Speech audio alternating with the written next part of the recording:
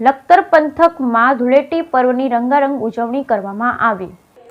લખતર પંથકમાં ધૂળેટી પર્વની રંગભેર કરાઈ ઉજવણી। સુરેન્દ્રનગર જિલ્લાભરમાં હોળી ધૂળેટી પર્વની ભાવભેર ઉજવણી કરવામાં આવી હતી। ઠેર ઠેર હોલિકા દહન કરાયું હતું।